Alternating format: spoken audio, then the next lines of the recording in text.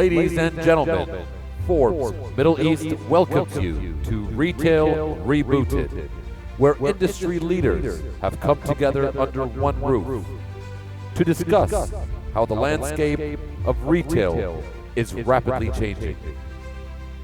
The retail industry leaders for 2019 will be introduced as we reveal the top 20 retailers of the Middle East.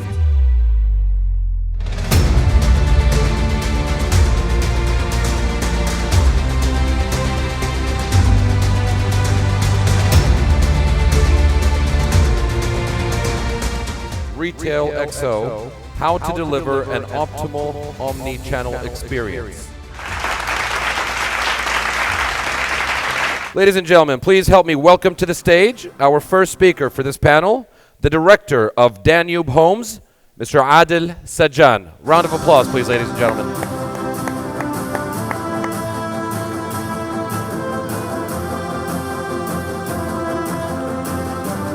Mr. Adil's flair for modern omni-channel retail strategies has made a significant mark since he took over the reins of Danube Homes. It has grown by 40% under his care, despite the tough market conditions. Next up, please help me welcome to the stage the Managing Director at Unilever and the Gulf NCD Lead at Nametrub, Mr. Jem Tariq Yüksel. Round of applause, please, ladies and gentlemen.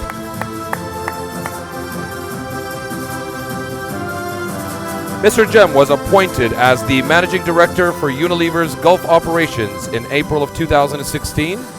Based out of Dubai, he is responsible for operations across the United Arab Emirates, Kuwait, Oman, Qatar, and Bahrain. Next up, ladies and gentlemen, please help me welcome to the stage the CEO at Danube and the Bin Dawood Group, Mr. Ahmed A.R. Bin Dawood.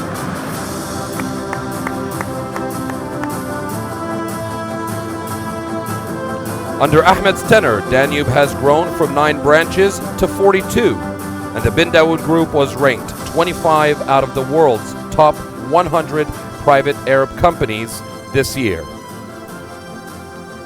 Next up, ladies and gentlemen, please a round of applause, and excuse me for that, Mr. Miroslav Kavejiev. I hope I pronounced that right. Round of applause, please, ladies and gentlemen. Mr. Miroslav is the Vice President and General Manager of Honeywell Safety and Productivity Solutions for the Middle East, Russia, and Customs Union, Turkey, Central Asia, and Africa. He has completed training in 6 Sigma Green Belt, Honeywell Transitions Process, Leadership, and Finance. Last but not least, ladies and gentlemen, please help me welcome to the stage your moderator for this panel. Once again, Mr. Mohammed Dedi. Round of applause, please.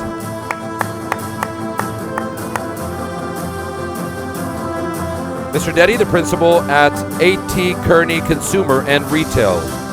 Mohammed's work is focused on consumer and retail industries, where he has advised on several cross-functional topics, including corporate and growth strategy, M&A, sales improvement, and border transformation programs.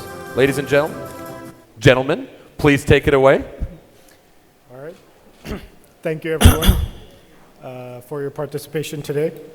So topic is omni-channel. So building on from the last panel, which was more e-commerce focused, this is talking about the blurring of physical and digital channels. So, of course, this is an interesting panel because we have both retailer perspective, a FMCG perspective, and then also a technology enabler perspective. So, I think it would be great to hear from all of you to start. How do you think, how is omni-channel working, or how does it work from your perspective? And talk about, some of the specificities to the region, because I think everyone knows that, broadly Thanks, speaking. Thanks, guys. Really appreciate everything, man. Very well done. Love the panel. Thank you very much. Thank you. Okay. So we know that broadly speaking, it is the blurring of channels, but what does that mean for you in your business in the region? And maybe perhaps, Mr. Ahmed, we start with you. Thank you very much for having me here today. Assalamu alaikum. The Omni-Channel is the main component of having, you can connect the online with the offline. So how we do it basically in Bindawood Group is that we have two different teams. So the know-how and delivering groceries on the online platform requires different set of skills and understanding, of course. How you are going to approach your customers, how you are going to address their needs, and then, of course, how you are going to do the picking and packing of their items, and, of course, the end mile.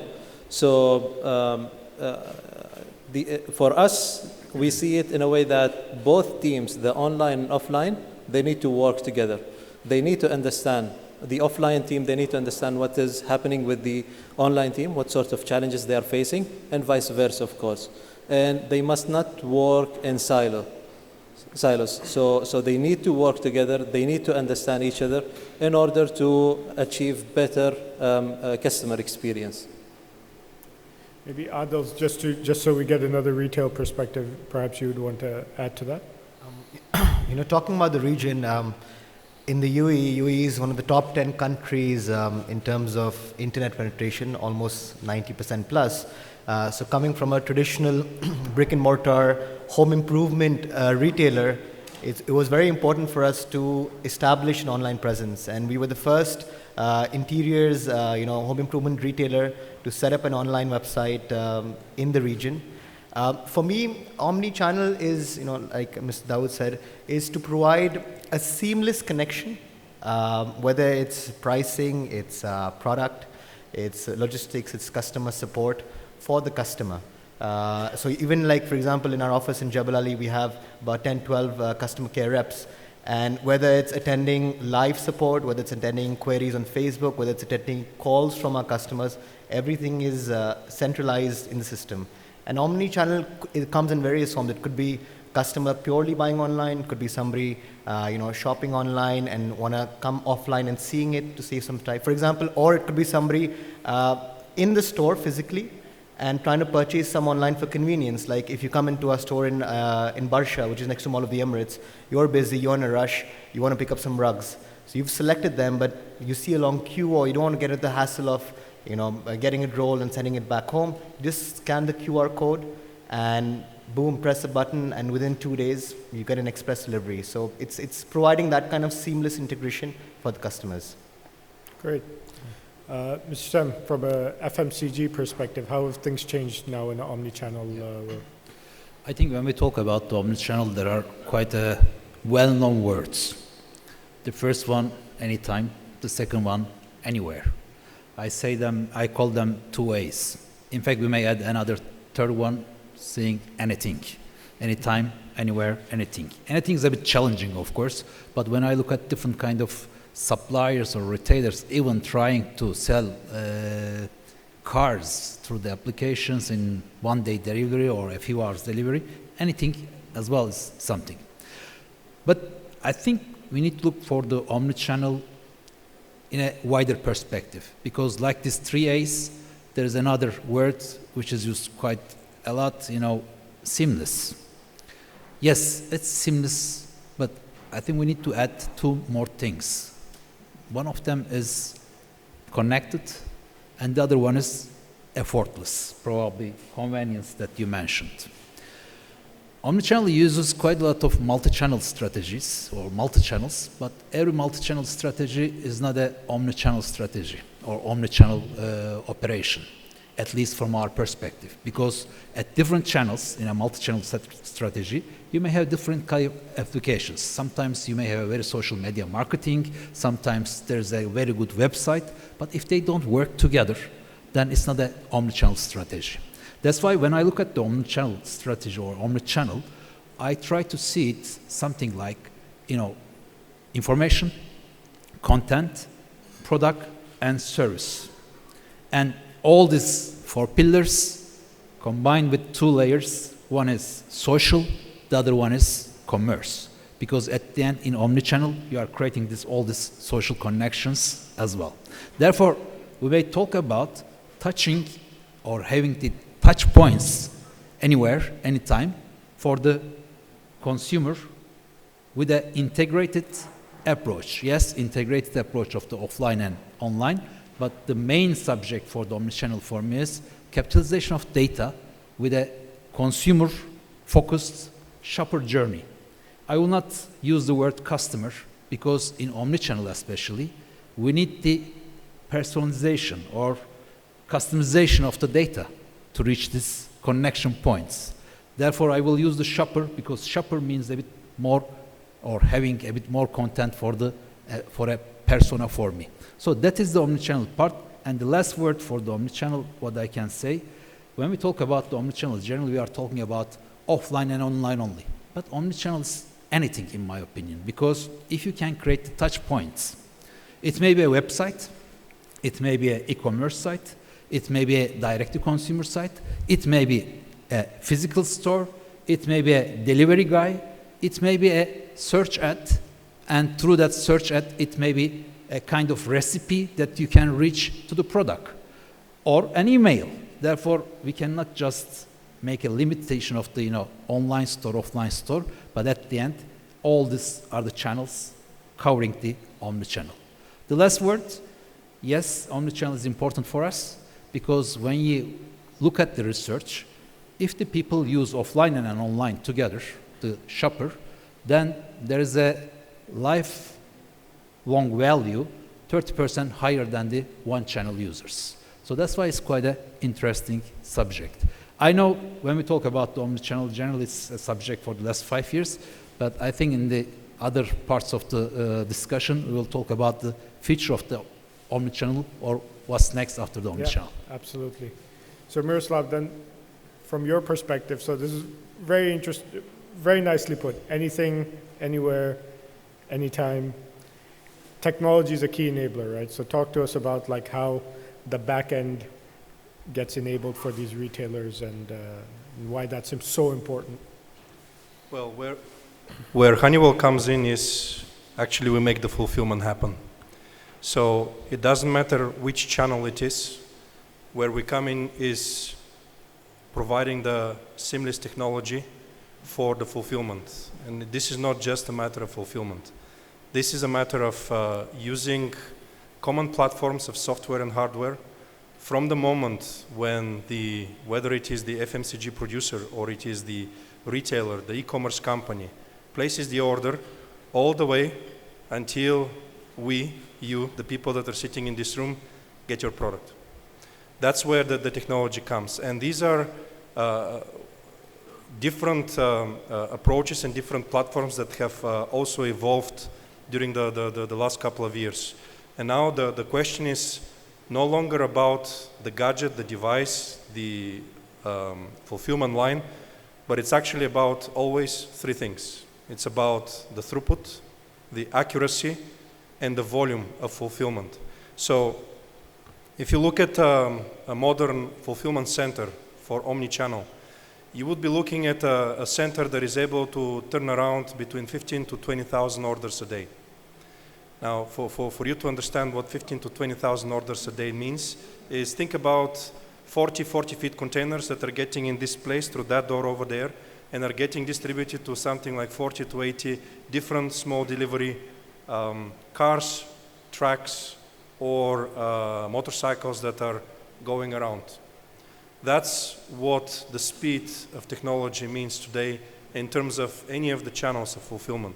So what we are seeing and what we're doing inside in Honeywell is actually to manage the technology advancement in each of the junctions and each of the fulfillment steps. So if you think about the distribution center, before it was about how many racks, how many shelves do you have, how many people do you have, how many trucks you're able to fulfill in a day.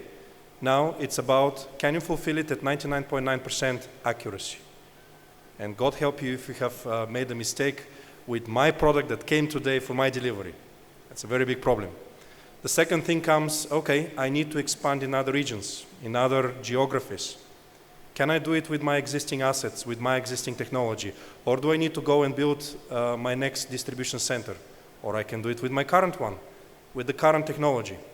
Maybe with a little bit more software, maybe with a little bit more upgrades, and then I come forward. So for us, when it comes to the omni-channel development forward, it's the matter of the unified technology, of the interconnected technology.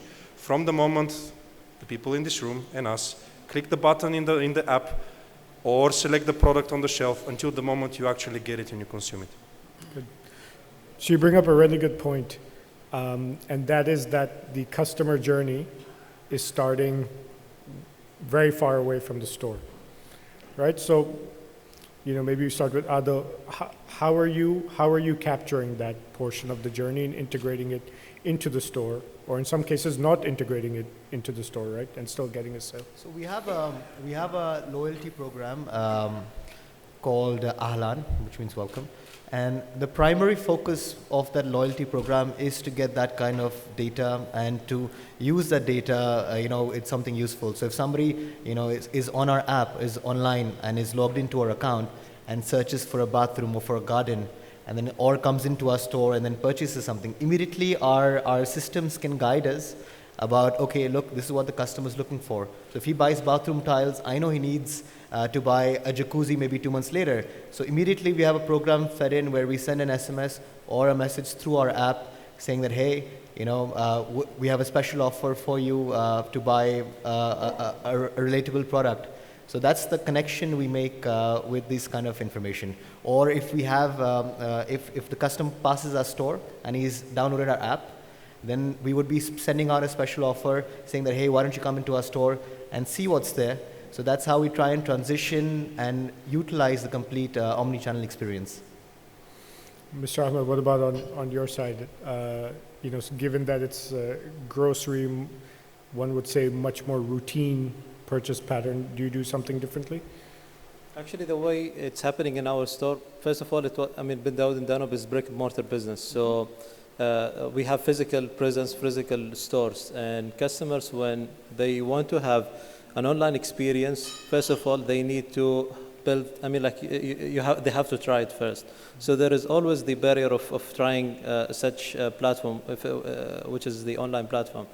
Once they try it and they see it, then the experience is going to be built up.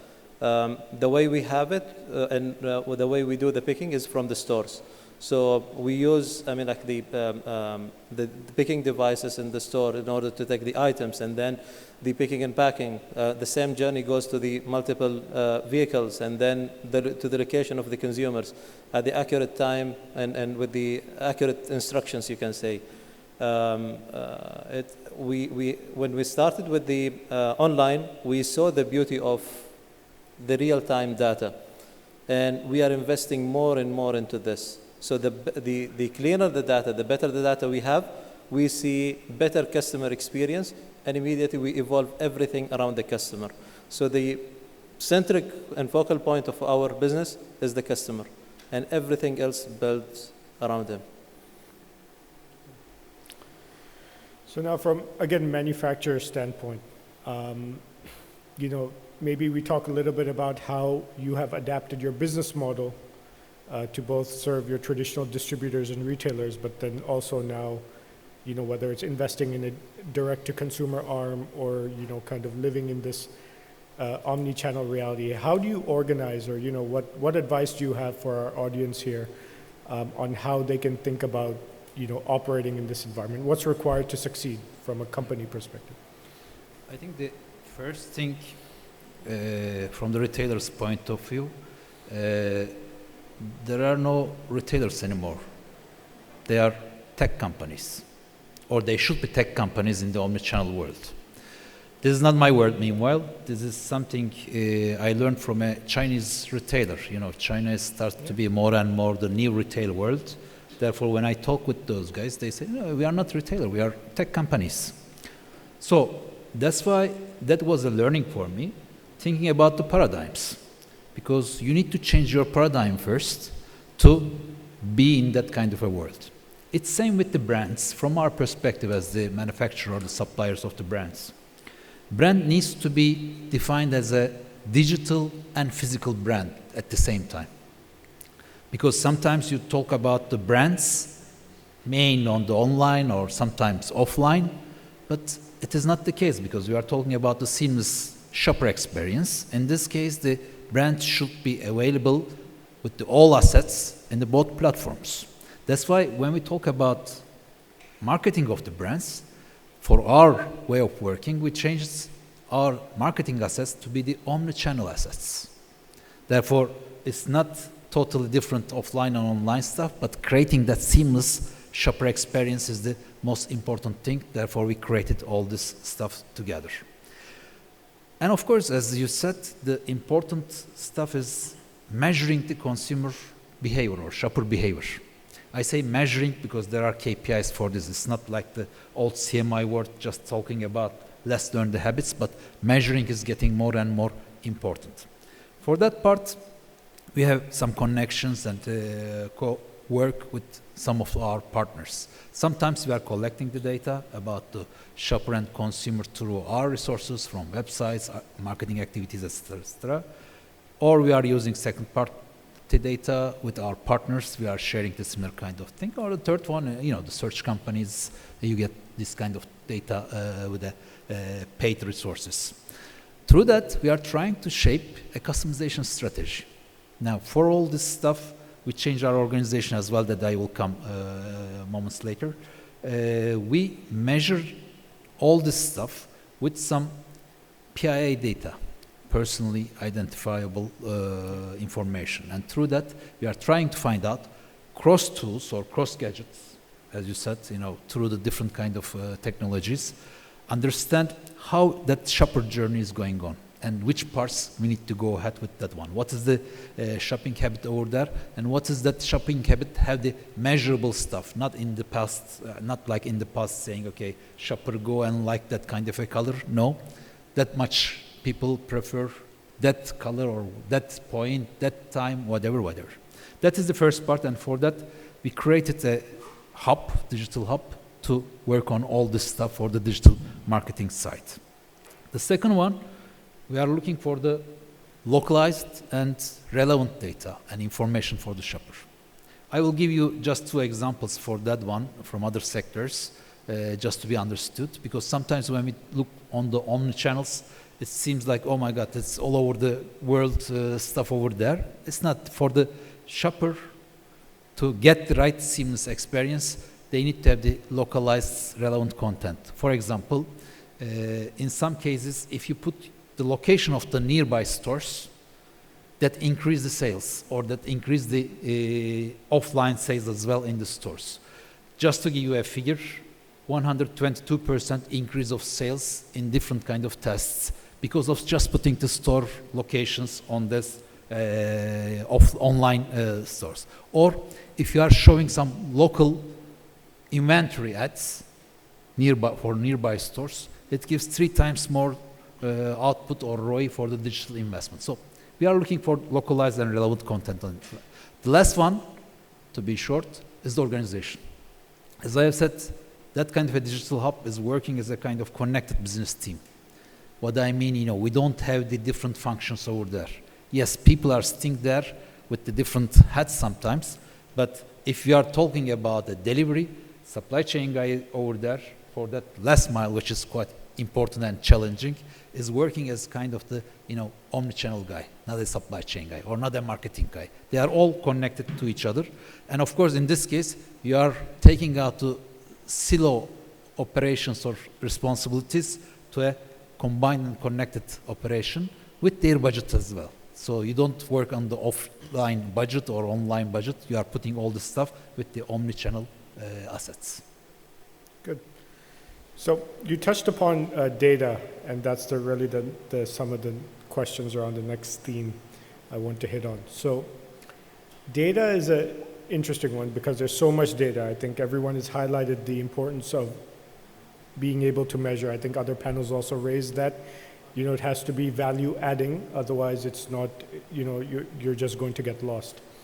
But in an omni-channel world, and then you add on top of that a diverse region in terms of nationalities, income levels, ages, etc. How do you see through, and what advice do you have for someone looking at data and bringing out the right insights? Maybe Miroslav, you want to start? So we have to be looking at data from different perspectives. The way how Honeywell looks at it, it is not only the actual transactional data that passes through, but it is also the data of the actual operation. Just to give you a perspective, by just knowing when the battery on your device is going to fail in the field, you're going to know how much revenue you're going to lose today. And think about that you're having the courier delivering 100 deliveries today, and this thing fails on delivery number 20. By the time that he or she goes back and gets the new device or fixes it and goes back, that's half a day of revenue. This is where we start looking at predictive analytics coming out of the data of the actual technology that is deployed, whether it is the very simple thing as the scanner to the most complex thing, which is the sorter, aggregator, disaggregator, sequencer when it comes to multiple different orders that are pulling together groceries, detergents, etc. So that's where we are driving forward the actual value that comes out of the data, because the data is not just big. We're always talking about the big data. It's not big, it's mega data.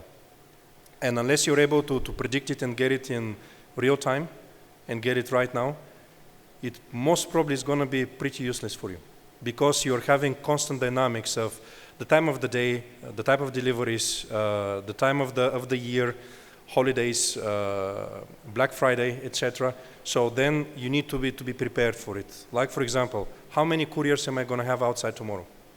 How many devices do I need to give them? How many of them are actually working? How many of them are going to fail?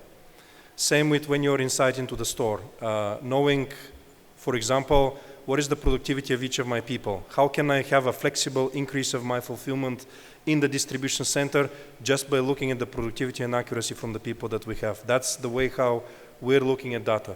Yes, on the transactional side, obviously, this is where the consumer habits, regions, products is coming in. And this is where the expertise of my colleagues here is. Our expertise comes from the data that comes out of the technology deployed. Actually, for us, data is, we see it from two angles. One, which is related to the consumers, and second one, which is operational. So if we talk about consumer data, it has to do with how much data that they want to share with you and what you are going to do with it. And it's sensitive sometimes. So if you misuse this data, it could lead to bigger issues. So the trust between you and the consumer must be there first to share with you some of their personalized data, you can say. And then what you are going to do with it. So is it you are going to enhance their experience or something? Then they are willing to share. And this is what we have noticed from our business. So, and the other part, which is the operational aspect. How many clicks that the picker is going to do, how much time he's taking from picking one to second item, third, fourth, and so on. How many baskets actually he's going to fill. So it's about optimizing the operations, reaching to the efficiency, and of course enhancing the customer experience, making it a seamless experience, the integration between the online and offline. And of course, it will drag down the cost, because I mean, like, there are lots of solutions. If you take just, like lots of data, there will be so many solutions or so many technologies that you're going to use. And here you need to use the right technology for your business in order to achieve your goals that you said earlier. Data is obviously very important, and we analyze data differently for online when compared to offline. In today's retail environment, especially coming from the furniture industry, the trends keep changing. And in our company, we always believe the only thing that's constant is change. And data is the key, driver that guides you towards that change. Because, like you mentioned, every territory is different, every age group is different. So the shopping patterns of a customer, even in the UAE, in Abu Dhabi, is completely different to Ras Al Khaimah, to Fujairah. And if you go further, you'll find that different nationalities have different types of buying trends. So there's a lot of information you get to know when you understand that data. But we take it one step forward, where we also try and visit houses of our customers, and we try and find out from them on ground about what are the different trends or what are the different things missing in our store which could have helped you. So that gives us a little bit of a personal touch and gives us more on-ground information, which helps us in many different areas, in improving our customer satisfaction, improving our product development, and improving the store and merchandising of our store. When you look at the online, it gets a little more technical where, you know, as Mr. Dawood mentioned, that you look at the bounce rate, how many customers are coming back, what pages did the customer abandon your page. So that's the kind of data you use primarily on focusing how to improve the customer interaction online. So that's the main focus of your online data. And then talking about operational, you could do basic things like we have a footfall flow. So we analyze how much footfall we have coming in at what time of the store. And then based on that, my retail head, he plans out what kind of staffing he'd be having on what days to better optimize the customer service experience. Good. Yeah. So one interesting development, I guess it's a bit dated, but I think valid nonetheless, is e-commerce players entering brick and mortar. Right, so from one side you see, you know, brick and mortar players like yourself going into e-commerce, but e-commerce players coming into brick and mortar. So it also validates the idea of omni-channel to some extent. Yeah. But, you know, what does that tell you about the role of your brick and mortar stores? You know, for the, you know, as you think about the future of commerce. You know?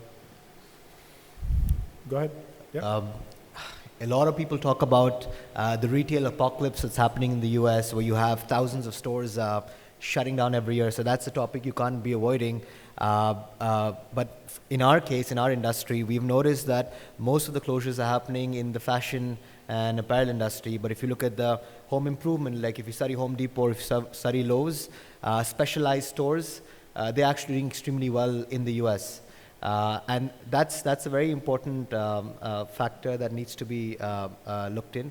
So, you know, we got to be wary about how e-commerce might affect traditional brick and mortar. But I feel in the future of retail, I mean, two types of stores are going to be surviving. One is the specialized stores, because it's very difficult for somebody to buy a kitchen online or a Spanish tile online, or, you know, something of that sort where you need that designer, you need that flair coming in. Or you'll have like that typical departmental store, you have all-in-one value pricing. So I think these are, or you got to come up with different experiences in which you provide the offline with the online. So in terms of us, we've been focusing on providing those kind of integrations between offline and online and creating a better customer service experience. Actually, two main questions normally we receive since we started the online. Why you are going so aggressive with the stores, why you are opening up more stores, where we see the other part of the world actually closing down stores. And are we going to see cannibalization happening? Means customer moving from brick and mortar towards online. So that will affect, of course, the current business that you have. So these are the two main questions. Like every week we receive it. And my answer to this, you have seen some of the giant online platforms like Alibaba or even Amazon. What they did, they are actually opening up brick and mortar stores. They want to be closer to the customer. So for retail or for groceries especially, like supermarkets, it's not going online and reaching to the consumer on the mobile phone and you do your orders online and we deliver. It's not only about that. It's about how you can communicate with the customer inside your store, how you are going to address his needs, how you are going to collect his shopping behavior, and then you customize everything around him. How you can make his shopping experience, take it to the next level. Whenever he comes to the store, he sees something new happening. So that's why us and Bin Dawood and Danube, we have two different teams for online who are continuously developing the customer experience for the brick and mortar business. And we have different team where we have, that team is main focus is how to scale up the business, how to maximize their baskets, and how to customize their shopping behavior. For example, if you are coming to the store and you see a signage or a communication inside the store that actually is tailored for you, using your loyalty system and I'm like using the loyalty system and collecting data, and of course customizing communication for your shopping behavior. If you go online, based on your previous shopping behavior, how we are going to show you only the product that is relevant to you, that you have shopped before, or maybe this product is going to be finished and we are reminding you of purchasing that product again. So it's, again, like that both teams, they need to work together and they need to understand each other. So the communication between them is also very important. But do you feel that despite working together and being collaborative, that your entry into e-commerce has cannibalized against your physical store? See, when we decided in the beginning to go online, actually we put the customer as a focal point. So we were looking exactly what customers were looking for. They were looking for convenience. Some of the customers, they cannot come to your store and shop. They want convenience where they can buy products online and then we deliver it to them.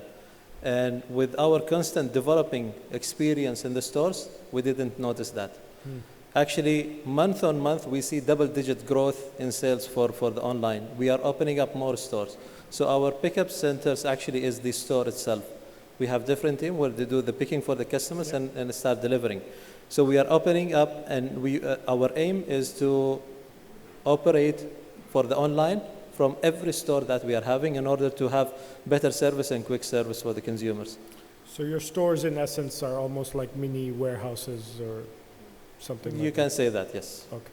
And of course, the sales of the brick and mortar, I mean, like we're having good results. The sales growth also is amazing. And we have also a great growth plan in the kingdom of Saudi Arabia. Good. I think for that, we may give a figure as well. I think the research from US, as far as I remember, the connection between the offline store and online store. If you have a good shopper experience through your online, you increase the probability of that shopper online, for the shopper online, to go to the offline store in 30 days, in the next 30 days, around 10 to 18%. So therefore, they are complementary. I mean, it's not more cannibalization, but complementary. On the other side, if you go to the offline store, again, another research says 71% of the people, it may not be for this region, again, a US figure, 71% of the shopper in the offline store are checking through the mobile, searching for the prices and all this stuff. Therefore, if you don't have the right seamless connection, shopper experience between an offline and online, then either you will lose in the offline store or you will lose the probability of getting 10 to 18 percent more shopper in your offline store. Yep. No, absolutely. So that brings up almost, one big last theme is, we touched a little bit about the future, but it's really about, you hear all these buzzwords, artificial intelligence, machine learning, virtual reality. I mean, where do these have a role, across, respectively across all of your positions where you are? Is there value to be extracted out of this, or is it really just, is it incremental? And perhaps maybe Miroslav, you, from a technology perspective, you can speak. So here is the tendency that we are seeing in this region, especially in the UAE, Saudi, and the neighboring countries. You're having two trends that are happening at the same time. One of them is that the cost of labor is increasing. And the second one is that the availability of labor is decreasing, and you're having a higher turnover of people, especially when it comes to the fulfillment. Now, this automatically increases the overall cost of operation into the retailers. When you add to this also the pressure from competition, whether it is e-commerce, brick and mortar combined, you end up with actually significant pressure on the overall profitability of the businesses. and there is only one path forward, which is technology. Obviously, the buzzwords are artificial intelligence, industrial Internet of Things, etc. But you don't necessarily need to fully automate your production in order to get efficiency right now. Just to give you a perspective, you don't need to go and put a lot of technology in order to increase the rate of reading of your barcodes. The only thing you need to put is a little bit of software. Another one is that you can gain a lot of productivity and throughput without the need to put conveyors and robots, just by putting augmented voice technology inside into your distribution centers. You don't need to put a lot of things. A little bit of software, a little bit of hardware, and a little bit of training, and you go forward. So where we are seeing the significant leaps and where artificial intelligence comes in is where we are putting machine vision and where we're putting machine learning. Not really artificial intelligence, but just for you to understand. You can imitate the hand picking by adding video and also barcode reading together with capacitive touch and sensors. And you're going to have an automatic robotic hand able to move stuff at 2,000-3,000 units an hour without stopping, without pausing, without holidays, without evening shift, etc. And you can do it today. The next thing that you can do is, okay, how can I improve the individual productivity of a person by just studying the motions that the person does, eliminating waste. You cannot imagine how much distance every day a picker inside in a warehouse does. North of 10 kilometers. I wish I could walk 10 kilometers a day, every day. You can optimize this distance with routing. You can optimize this with a little bit of software and a little bit of algorithms in today. You don't need to wait for the big buzzwords and the automatic robot future. You see, actually, you need to understand first what is good for your business. Thousands of solutions are there. If we talk about some of these buzzwords that we usually hear is the blockchain, artificial intelligence, and actually this is something that we are looking into, and also we implement some of these solutions. Not necessarily with the customer, but also like to make us operational, much more optimized. He mentioned and touched about the point of increasing cost of living. Of course, the manpower also is main element to this. One of the technologies that we have implemented is an artificial intelligence, where we actually have production center for bakery, and we distribute to the stores. Of course, the shelf life is, you can say, maximum 9 hours. Some of the products 12, some of the products 24 hours. And actually what we have is a system that is coming in between setting the selling price of the products and the stock data that we have in the system. So actually the system is reading and understanding what is the shopping behavior or what is the sales that is happening on each product in the bakery section. Then it analyzes, and if it sees that you are not going to sell this product by the end of the day, it gives you alert, and it's very flexible on a store level and product level to tell you, okay, you need to knock down the price to this price in order to sell the product. This way we will, of course, prevent the losses or the throwing of item by the end of the day. Another aspect also, just imagine using the blockchain technology. I'm not going to talk about cryptocurrencies because normally when you're talking about blockchain, people immediately tend to go through the cryptocurrencies. It's going to change the way we see retail today. And we are talking about everything. So for example, imagine a customer coming to the store, want to buy organic products. All what you trust today is the logos that you see on the product. Just imagine if there is QR code and you're scanning that code and you can see exactly where this product came from. Now, okay, some countries like developed countries, you can say UAE or Saudi Arabia, they have strong standards and you need to show certain certifications and all that. But some part of the world, at the customs, they don't ask you these certifications. And you can actually leak some products with fake logos on the product. and customers will see these logos and will pay premium price and expecting these products are organic. Using the blockchain technology will eliminate all this hassle. Scanning it, and you can see exactly what is the trace, what is the source of these products. Not only there, the operations that is happening in the stores today, having, let's say, like 100 or 200 stores, thousands of suppliers are coming and supplying to the store or even the warehouse. Just see the amount of transactions that is happening in between, from the initiating the order, receiving it at the back door, taking it to the shelf, then the customer is coming and taking it, selling the product, of course, and then you need to settle the payments to the suppliers who supplied you the goods. What if you use the blockchain technology and you use machinery in between in order to make sure that once you receive the product, you receive it using beacons technology and all that, and with the special stickers and special cameras and all that, until you settle the payment without any human intervention. So we are talking about a technology that is going to disrupt the retail market very soon.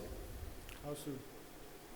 Just one point from the consumer side, probably, because those are the outstanding items or the headlines about the operational excellency and the cost and efficiency side. If you look at the new technology from consumer side, AI is something interesting. After the first phase of machine learning, patterns, etc., to create the right insights about the consumer through the data you collected. Data is king, yes, but I say that insight is the empire. If the data is the king of state, insight is the empire of the world, because through that data, if you can create the right insight and information, then you have the chance to have a very granular approach to consumer. If I know as an information from that data, the birthday or what he does in Ramadan, then I can create the right services, proposals, offers through the AI, because then I may go person by person. That's why I think those technologies are exciting for the future, with the main question or word to be careful is with the privacy concerns. To the audience? Any questions from the audience?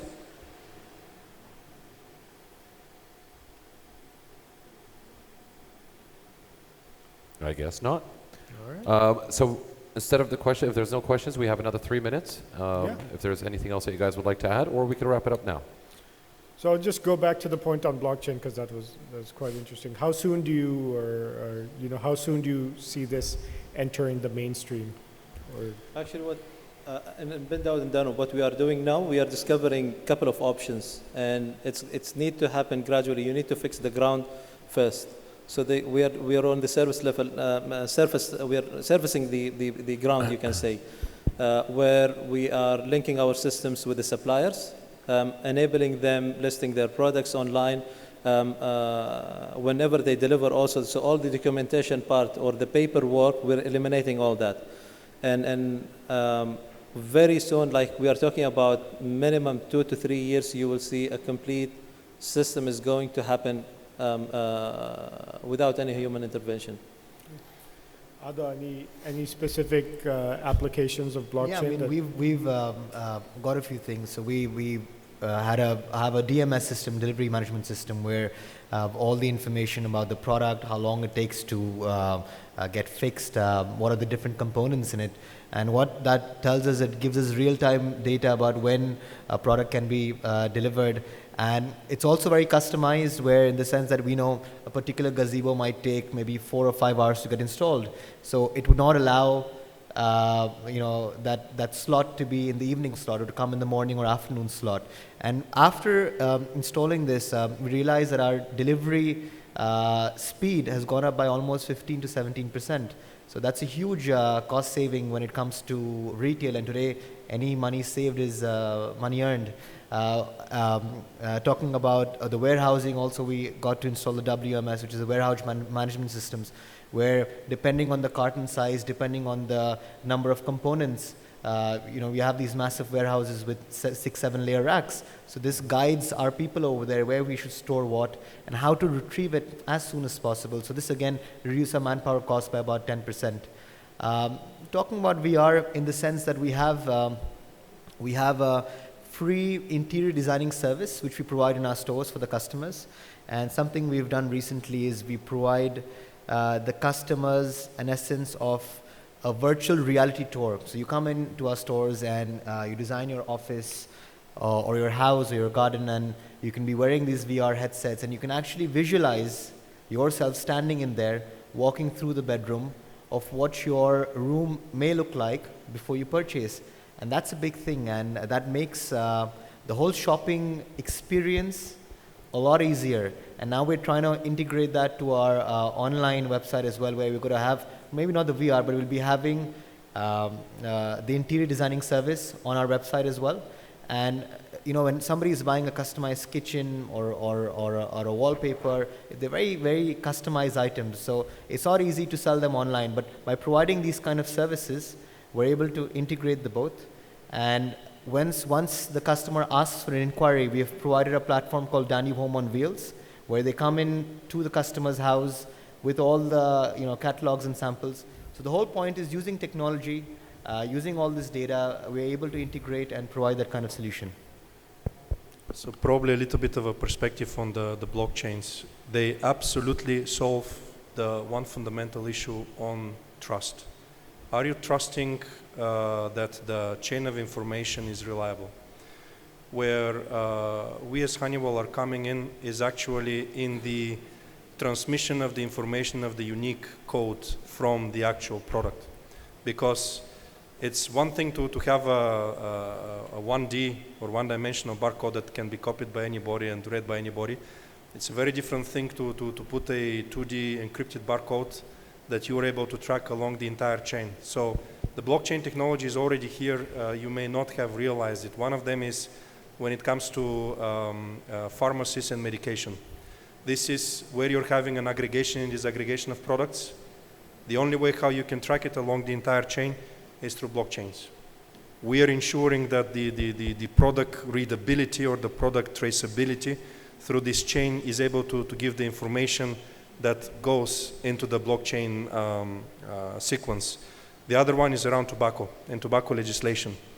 So this is where comes the same thing. The only difference is who is the one accountable for it. Yeah. At the current perspective of the pharmacist, it's the individual pharmacy and then the end seller.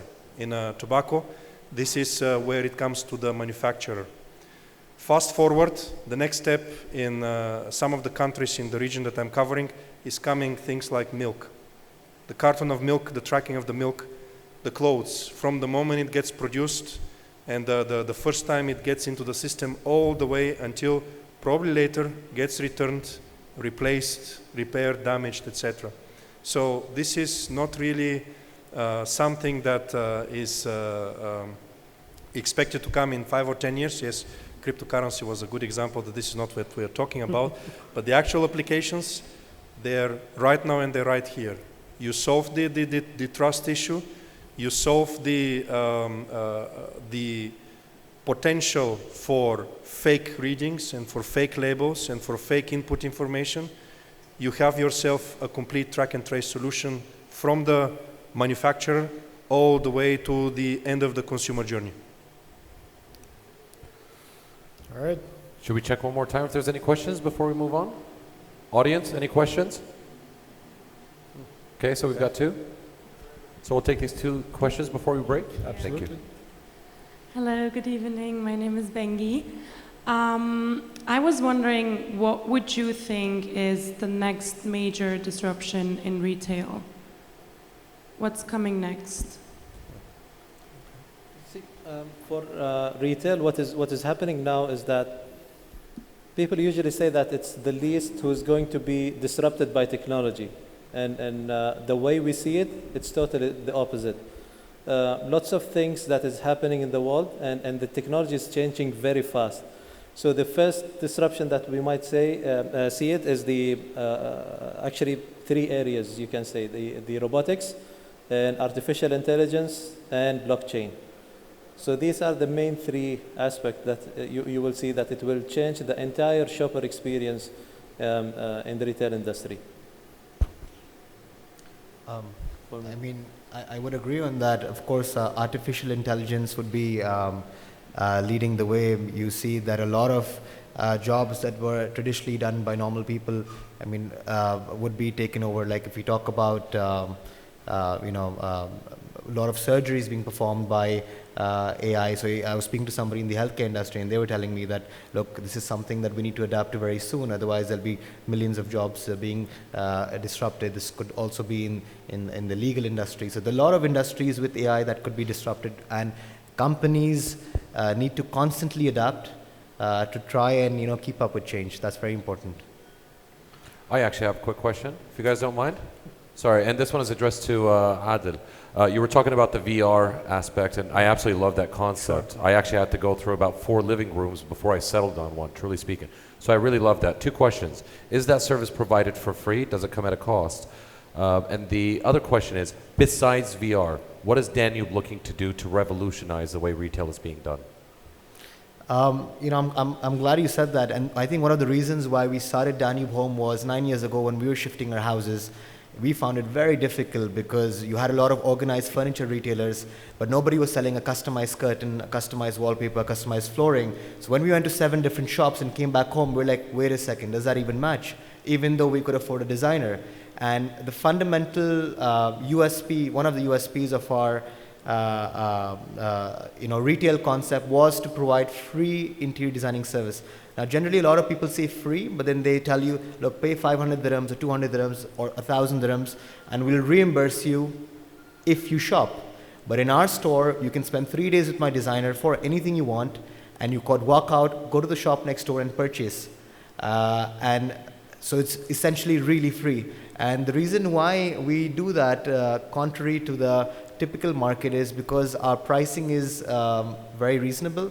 We have a lot of products, we call it affordable luxury, as you may say. So we have prices that don't pinch the pocket so much. So in that sense, we've realized, our data tells us that 90% of people who make the designs actually purchase from us.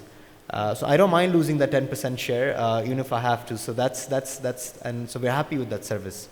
And it's been going very well for us. Thank you. I think there's one last question here, and then we'll take a quick break. Let's pass the mic. Go ahead. Hello.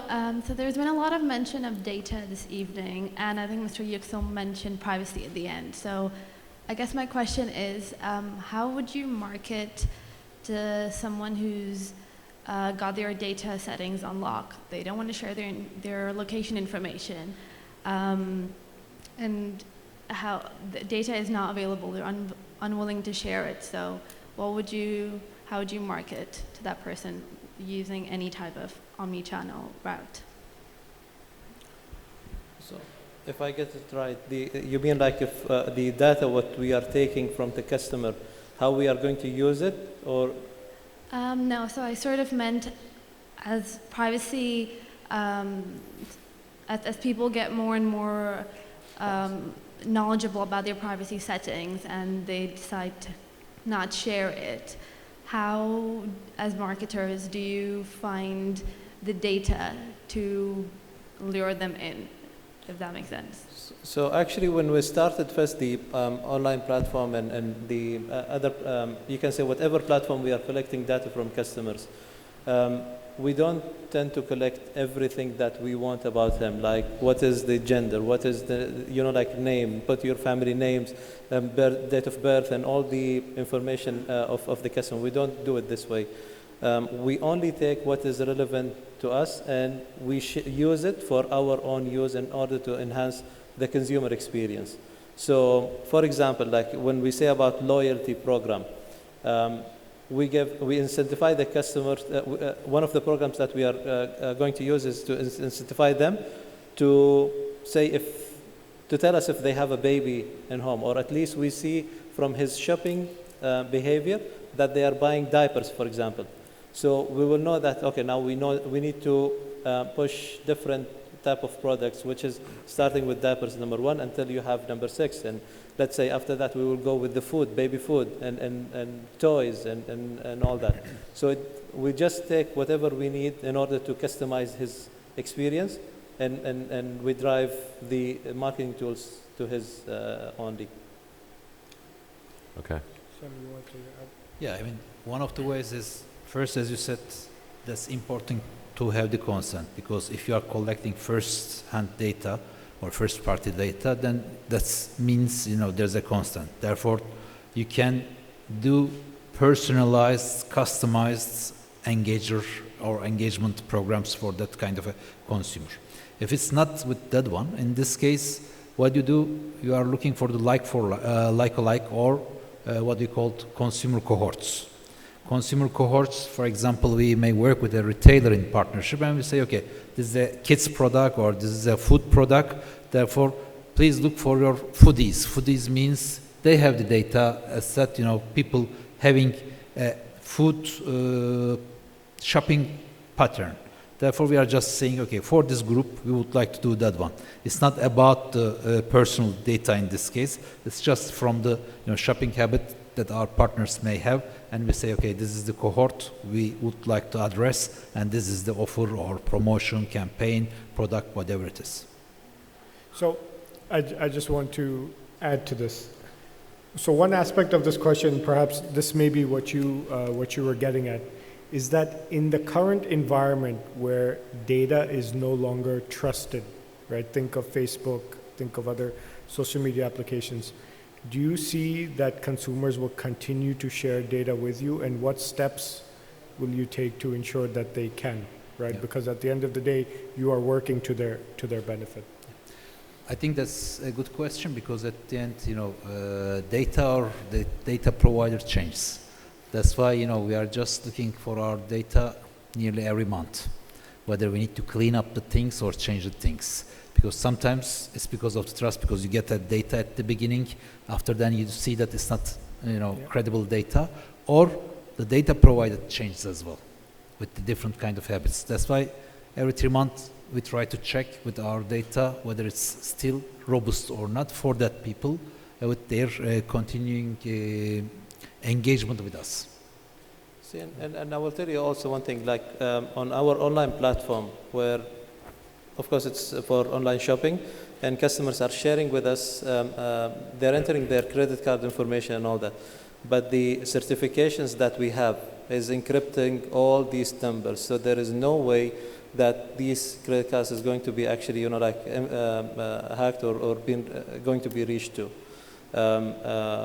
So this, using the right technology or the right encryptions in order to encrypt all this data is very important. Plus, we are not interested into information. Sometimes too much information is going to, it will drag your focus from your business. Sure. And you need only to collect what is relevant to you, if it's about his experience and how he's shopping, and how you can enhance it, how you can make it better experience for him. This is what we are collecting only. All right, thank you very much, gentlemen, for your time today. Ladies and gentlemen, please a warm round of applause for all of our speakers and panelists. And a special thank you to Mr. Mohammed Dedi for being the moderator for the second panel.